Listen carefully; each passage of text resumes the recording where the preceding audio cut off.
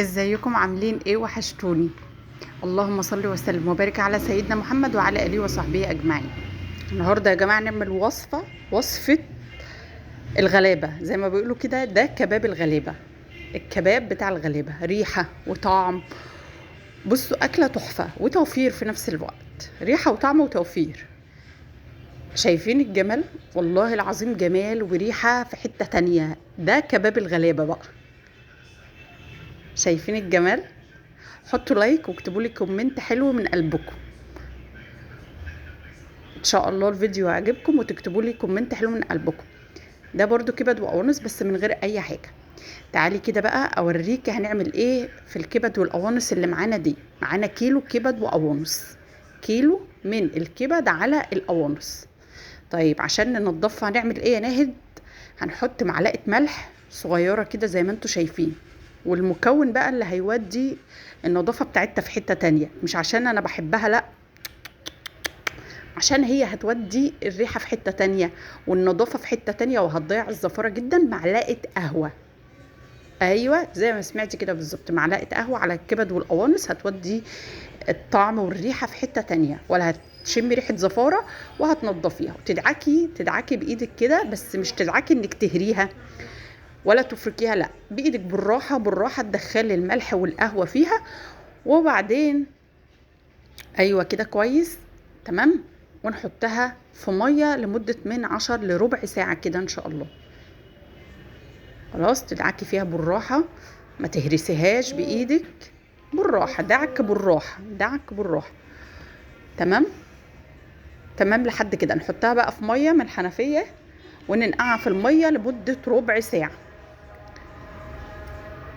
تعالوا بقى نشوف هنعمل ايه في الخطوه الجايه. قطعت طبعا الحشوه بتاعتها او اللي هنحطه فيها. قطعت 3 4 5 طماطميات كده صغيرين. تمام. انا هنا كنت نضفتها وقطعتها. حطيت الكبد لوحدها والقوانص لوحدها، مش هينفع تقلبهم الاتنين على بعض دلوقتي خالص. حطي الكبد لوحدها والقوانص برضو هنحطها لوحدها. تمام.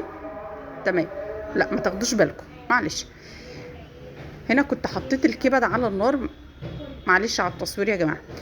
حطيت الكبد على النار. اول حاجه الكبد يا ناهد، الكبد مش القوانص. هنحط الكبد اول حاجه مش القوانص. ليه؟ عشان الكبد فيها ميه كتير، فهنحطها تنزل ميتها الاول. فانا حطيت الكبد على الشعله، نزلت ميتها، وبعدين قلبت عليها القوانص واسيبهم برضو حبه كده حلوين ينزلوا ميتهم ويتشربوها. ونشوف هنعمل ايه. في مقطع حته انا ما صورتهاش، انا قطعت بصلتين كبار وحطيتهم على النار في معلقتين زيت عشان يتبلوا، بس مجرد ان هم يتبلوا مش يغير لونهم. وبعدين نقلتهم في طبق تاني هنحتاجهم دلوقتي. يبقى في بصلتين او على حسب الكميه اللي انت عايزاها من البصل. قطعتهم وقليتهم في النار في معلقتين كده زيت، يا دوبك دبلوا بس ما يتغيرش لونهم. تمام. هنا الكبد والقوانص خلاص بينزلوا ميتهم، والميه اللي فيهم بتنشف في ثواني، في ثواني الميه بتنشف.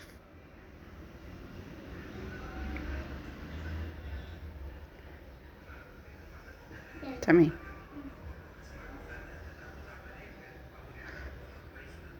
ما بتقلبيش اول ما تنزلي الكبد او القوانص، بتسيبيها شويه تنزل ميتها وتدبل سنه. هنا قطعت فصين توم عليها، بشرت فصين توم.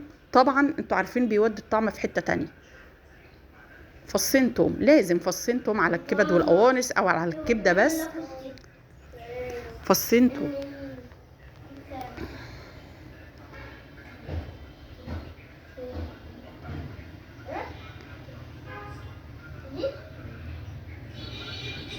خلاص قربت تتشرب الميه بتاعتها، وهننزل عليها بالبصل اللي احنا قطعناه.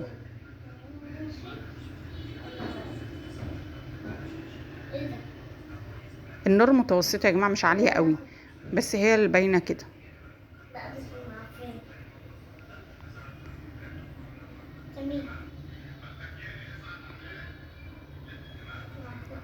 خلاص هنا انا هديت قوي بقى وقلبت عليها الطماطم، وكنت قلبت البصل برضو عليها، والطماطم والفلفل والشطه قلبتهم عليها، وهسيبها بقى تستوي مع بعضها وتتشرب كده. حطيت برضو توابل تاني، ملح وفلفل وكمون.